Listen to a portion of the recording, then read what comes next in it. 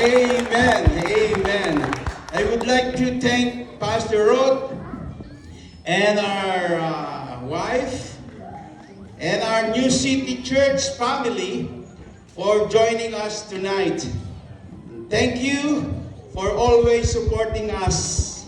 Amen. And also these facilities we use for the service in New City Filipino American Church. Amen? Amen. Amen. Praise the Lord. We start our Bible study in a small group in 2012. And we start a tree family, but now, hallelujah, glory to God.